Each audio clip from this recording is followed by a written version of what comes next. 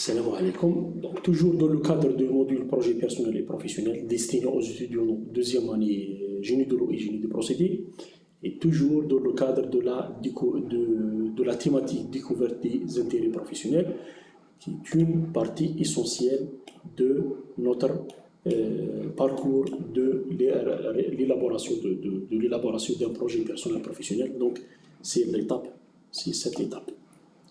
Ça veut dire qu'on doit évaluer notre projet personnel professionnel avec nos intérêts professionnels. Donc on continue avec notre travail.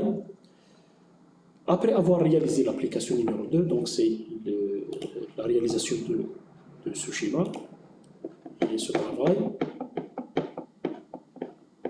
Donc, et surtout, tirer les trois pourcentages les plus importants. Donc, est-ce que c'est la 1, 2, 4 et 5, ainsi de suite. Il faut tirer donc les pourcentages les plus dominants de ce bilan. Donc, tracer donc, le schéma. Donc, vous pouvez compléter aussi votre schéma. Vous pouvez compléter le schéma ici en ajoutant c'est un réaliste, investigateur, c'est 2 investigateurs, puis artistique, social, ainsi de suite, en fonction de ce schéma. D'accord? Maintenant, c'est quoi ce schéma? Ce schéma signifie quoi? C'est quoi ces types? Réaliste, investigateur, artiste, social, entrepreneur, ou bien entrepreneur et conventionnel. C'est quoi ça? Donc, l'objectif de ce TP, c'est de décortiquer et d'éclaircir donc cette partie ou bien cette forme hexagonale. Donc, les intérêts professionnels selon le modèle hexagonal de John Lewis Holland. Donc la théorie dominante depuis les années 1960 est proposée par John Holland. Donc, cette théorie, c'est la théorie dans le domaine de l'évaluation des intérêts professionnels. Donc, la théorie la plus dominante est certainement donc celle de choix vocationnel de Holland. Donc, docteur John Holland a élaboré donc, une classification des personnalités sur des types idiots. Donc, ce modèle distingue 6 catégories d'intérêts professionnels. C'est le réaliste, catégorie réaliste, investigateur, artistique, social, entrepreneur ou bien entrepreneur et conventionnel. Donc, correspondant à des profils de personnalités différents. Donc, chaque catégorie donc, définit un profil distinct. Donc, il s'agit de 6 types idiots. Donc, un type, lorsqu'on dit réaliste, c'est un type idéal. Il n'existe pas une personnalité purement réaliste dans la réalité. Investigateur aussi, il n'existe pas aussi une personnalité pure, ou bien nettement sociale, ou bien conventionnelle, mais nous, les êtres humains, nous sommes un mélange de ces types idiots. Donc, mais ça veut dire pas donc toujours nous avons au moins un ou bien 2 types dominants. Donc, nous avons la tendance d'être réaliste, ou bien investigateur, ou bien artistique, et ainsi de suite. Donc, l'abréviation de cette typologie, c'est une typologie parce que c'est une classification. L'abréviation, donc, elle est abrégée RIASEC, bien RIASEC en anglais. Donc, RIASEC, c'est réaliste, R, investigateur, I, artistique, social, entrepreneur et conventionnel. Donc, desquels les individus sont plus ou moins proches suivant la caractéristique personnelle. Donc, un peu d'histoire. Donc, l'historique de cette classification proposée cette typologie proposée par John Holland. Donc, après la guerre du Vietnam, donc 1955 jusqu'en 1975, donc l'armée américaine a commandé donc John Holland qui a décidé donc, en 2008, qui travaillait déjà en tant qu'intervieweur, donc qui réalise les entretiens de classification de l'armée américaine, d'évaluer les soldats qui devaient être démobilisés afin de leur trouver un emploi où chacun pourrait donc se recycler après avoir quitté l'armée. Donc durant la guerre de Vietnam, il y avait des gens blessés, des gens radiés, ainsi de suite. Donc John Holland a été chargé d'aider ces soldats pour réintégrer dans la société américaine, donc au moyen de trouver leur emploi, donc ainsi de suite. Donc c'est une façon de réintégrer donc les soldats dans la société. Maintenant, John Holland, il a constaté que beaucoup de personnes qui semblaient être du type de personnalité ou bien de personnalité commune, ou bien type de personnalité commun, donc ils sont attirés par le même genre de travail, ou bien par le même domaine de travail. Donc c'est le premier constat qui a encouragé John Holland à étudier profondément cette classification et à élaborer cette théorie. Donc le caractère, ou bien l'élément clé, c'est que les gens qui sont de personnalités proches, on peut dire proches ou bien communes, ils sont attirés par le même type de travail, ou bien par un domaine de travail, ou bien par des activités identiques. Donc, personnalités proches, des personnes caractérisées par des personnalités proches sont attirées par des travaux, ou bien des professions, ou bien des tâches, ou bien des activités aussi proches. Ceci a mené à sa première formulation de ces catégories de base dans une typologie de personnalité environ. Donc cette observation a permis de faire une relation entre classification de personnalité, classification de l'environnement de travail. Donc, pour réaliser une adéquation. Donc, la typologie de John Holland a été graduellement conçue. Elle n'a pas été donc directement lancée dès le départ, mais a été donc la théorie, ou bien cette classification a été améliorée au fur et à mesure avec les études, avec les observations, avec les statistiques, avec donc les études psychologiques et sociales au fur et à mesure. Donc, la typologie de John proposée par M. Holland a été graduellement conçue pour aider les personnes à faire les choix de carrière et d'éducation, la même chose. Donc, ça veut dire donc aider que ce soit pour choisir le domaine d'études, la spécialité étudiée, et en même temps choisir donc la profession, ou bien le métier, ou bien à exercer dans le futur. Donc, c'est toujours en fonction de leur intérêt professionnel et les capacités. D'accord. Mais ici, on concentre sur l'intérêt professionnel. Maintenant, au cours des années 70, donc les 30 ans, la typologie a été mise à jour plusieurs fois et servait de base aux nombreuses études de recherche qui ont documenté plutôt sa puissance, ou bien cette puissance découverte. Donc, au fur et à mesure des années 60 à 70, donc, il y avait beaucoup de recherches sur cette thématique pour la bien confectionner.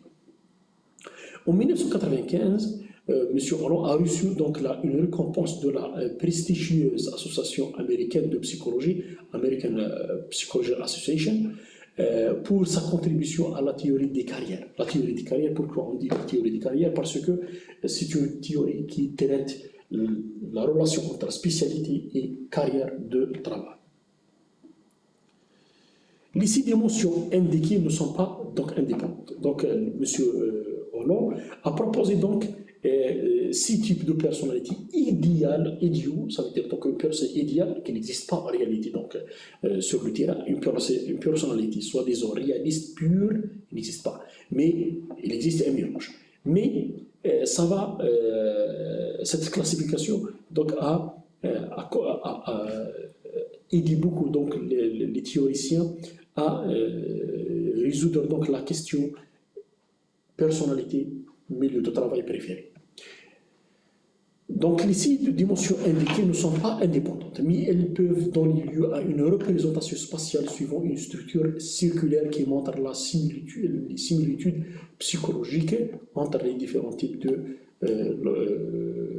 selon la typologie de Rajsek, ou bien Rajsek. Donc les personnalités sont types ou bien idéaux, sont réalistes, le type réaliste, une personnalité réaliste.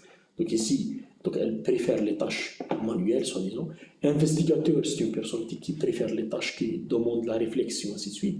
La personnalité artistique qui tend vers l'imagination, vers l'invention, vers la création, vers l'innovation. La personnalité sociale qui maîtrise bien la gestion des relations humaines et l'interaction entre les personnes. La personnalité entrepreneur, donc c'est une personnalité qui préfère la compétence, la compétition, donc la réalisation, l'entrepreneuriat, ainsi de suite. La personnalité conventionnelle la personnalité conventionnelle, c'est une personnalité donc c'est une personnalité très organisée, qui préfère les tâches quotidiennes, qui est forte avec les tâches quotidiennes, les tâches répétitives, donc le travail organisé, le travail systématique, ainsi de suite. Donc ce sont des types donc, idéaux de personnalité. Remarque, notez qu'une personne qui possède un type de personnalité ne possède pas nécessairement toutes les caractéristiques de ce type. C'est important. Donc, deux choses à garder dans la tête, c'est que nous sommes un mélange de personnalités. Nous avons tous des caractères mélangés, que ce soit de réaliste, de conventionnel, de l'entrepreneur social, mais toujours nous avons une tendance, ou bien nous avons un ou bien deux types, ou bien deux types de tendances dominants. C'est la première remarque. Nous sommes tous un mélange, et nous avons toujours un type plutôt dominant de personnalité. Deuxième chose, si vous êtes de type, soi-disant, entrepreneur, ça ne veut dire pas que vous avez tous les caractères ou bien les traits de personnalité d'entrepreneur. Non, ça ne veut dire pas. Si vous êtes un type social, ça ne veut dire pas que vous avez les caractères, l'ensemble des caractères des gens sociaux. Maintenant, donc, nous avons ici la description de chaque type de personnalité, les traits de personnalité, les habiletés, ça veut dire les points forts, les intérêts au travail, l'activité au travail, les valeurs et les inaptitudes. On prend par exemple le type réaliste. Le type réaliste, on commence par sa description. C'est un type qui exerce des tâches concrètes. Une personnalité réaliste favorise les tâches concrètes, favorise les tâches manuelles, par exemple. Habilité avec leurs mains. Elles savent coordonner leurs gestes. Donc, c'est une personnalité qui maîtrise l'utilisation de corps, de gestes, ainsi de suite. Elles servent d'outils, donc elles préfèrent l'utilisation des outils, des machines, des équipements, ainsi de suite, les appareils, les machines, ainsi de suite.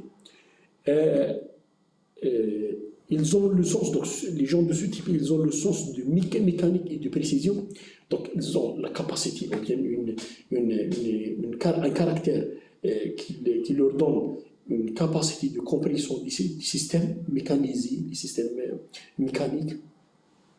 Et ils préfèrent le travail avec précision, le travail manuel avec précision.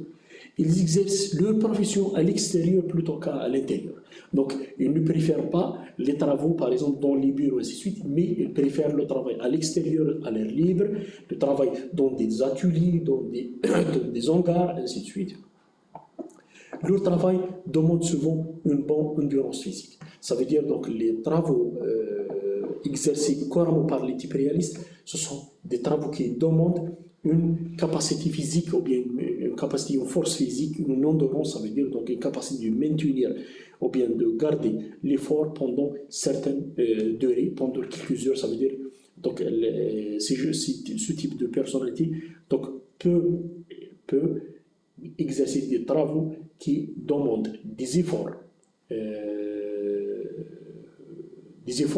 pendant par exemple 8 heures, 10 heures, ainsi de suite. Ils peuvent garder donc le souffle.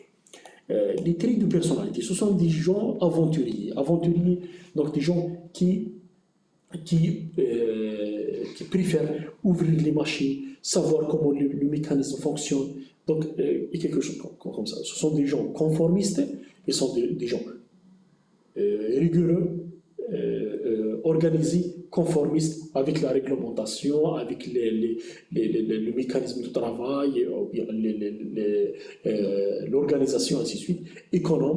L'économie, ce sont des gens francs, fiables, sont matérialistes. Matérialistes, ça veut dire des gens qui préfèrent le travail avec le matériel par rapport aux gens. Ils préfèrent interagir avec le matériel, avec les machines, avec les outils, avec les appareils, au lieu d'interagir avec les personnes. Ce sont des gens généralement modestes, orientés vers le présent, parlent difficilement de lui, souvent efficaces, sont des gens stables émotionnellement. Ce ne sont pas des gens qui changent les émotions d'un moment à l'autre. Ce sont des gens stables. Ils ont l'habilité, parmi leurs habilités, c'est la bonne coordination motrice. Ça veut dire qu'ils peuvent coordonner, par exemple, les yeux, ou bien les mouvements des yeux avec la main. C'est pour cette raison donc, on trouve ces gens travaillent dans la maintenance. La maintenance des horloges, par exemple, les bijoux, la fabrication des bijoux, la maintenance des bijoux, parce que ces activités demandent un calme, une stabilité et une coordination entre les yeux et les gestes des mains. Une bonne coordination visuelle motrice, c'est ça. Un sens de la mécanique, ils ont le sens de compréhension du système mécanique, ils comprennent rapidement donc, le fonctionnement d'un moteur, d'un système mécanique, etc. Une bonne endurance physique, donc au fur et à mesure, ou bien à force d'exercer des tâches manuelles, ils développent des muscles, une endurance et une capacité de maintien d'une force sur une longue durée. Ça veut dire qu'ils peuvent travailler des tâches manuelles qui demandent la force, demandent des efforts pendant plusieurs heures sans être fatigués, etc. L'intérêt au travail, ils préfèrent le travail concret, le travail en plein air. Le dépense de l'énergie physique, ça veut dire qu'ils préfèrent le travail qui demande l'exercice des efforts de muscles, ça veut dire les efforts de corps, au lieu, par exemple, des efforts mentaux. Les activités au travail, ils préfèrent conduire des machines, le montage, le démontage, la maintenance, l'utilisation des outils, des appareils, des machines, etc. Construire la construction, la réparation, la mécanique, l'électronique, le design technique, etc. Donc les tâches qui demandent donc, une endurance physique et demandent donc des activités physiques, donc sont préférées par ce type de personnalité. Les valeurs. Donc ce type de personnalité donc, valorise les choses concrètes. Donc ce sont des gens qui sont réalistes, sont loin de l'imagination. Ils valorisent donc l'argent, ils sont économes, ils valorisent le pouvoir, ils valorisent le statut social, ainsi de suite. Maintenant, ces inaptitudes ou bien l'incapacité, son point faible, c'est la gestion des relations humaines. Ce sont des gens qui ne maîtrisent pas ou bien qui trouvent des difficultés dans la gestion des relations humaines.